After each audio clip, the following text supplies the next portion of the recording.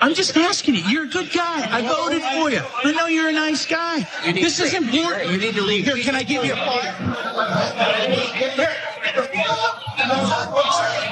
No dispute with the rough numbers coming out of there either. We know that there's been quite a bit of violence in the West Bank as well. Obviously, the casualties are nowhere near the numbers that we're seeing coming out of Gaza. The Hamas-controlled Gaza Health Ministry says Israeli forces have killed over 6,000 Palestinians, including 2,700 children. You've previously asked Netanyahu to minimize civilian casualties. Do these numbers say to you that he is ignoring that message? What they say to me is I have no notion that the Palestinians are telling the truth about how many people are killed. So it's so disappointing to hear that when we know how high the death toll is when we're watching a genocide be carried out in real time, and we're having the mainstream media, all of our elected officials, the Western governments all across the Western world cheerleading it on and attempting to downplay the reality of what's happening. Thousands of Palestinian civilians have fallen so far, including 160 of my own relatives. And I'm just wondering, how many Palestinian civilians need to be killed before the United States called for a ceasefire? First of all, my condolences to you and your family. Are you in touch with some?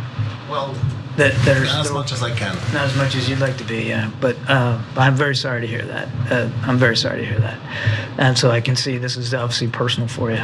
In terms of a ceasefire, our concern with that is that Hamas benefits. Just go right back to regurgitating your talking points after a reporter disclosed to the world that 160 of his own family members gone, dead, wiped out by the IDF.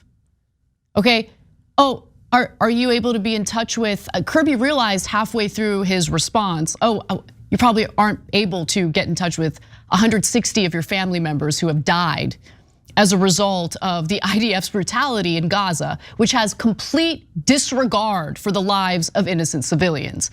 I'm just asking you. You're a good guy. I voted for you. I know you're a nice guy. This is important. You need to leave. Here, can I give you a phone?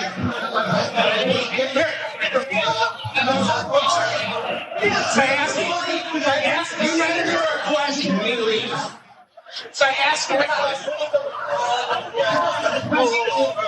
Yo, he just assaulted him. I saw the whole video. He didn't say anything wrong. He just asked him the simplest question in the world. Here, John Fetterman, I'm asking you, are you for a ceasefire or not? It's the most basic question in this conversation. Well, you're not even willing to answer that? What happened? I thought you were a populist. I thought you were a man of the people. What's going on? Well, I'll tell you what's going on. And so this is the part of the story that you won't hear anywhere else. But I know because of progressive politics and what happened in the primaries. So in the primaries, Democratic Majority for Israel and AIPAC targeted every progressive. And they spent $4 million against Nina Turner, for example. And they spent millions of dollars against Andy Levin, who's a very strong supporter of Israel. But he dared to say that he was in favor of a two-state solution, which I thought was the official American position, right? And he comes from a legendary Jewish family in Michigan. And no, Democratic Majority for Israel spent millions against them because he didn't say that he would just do whatever Israel says, right? Levin deserves all the credit in the world. What a hero, what an American hero, okay? But every person in Democratic politics got the memo. If you oppose any Israeli position, doesn't matter if it's left wing or right wing, no nuance here. It doesn't matter how many Palestinians get killed, nothing matters. We will spend millions of dollars against you.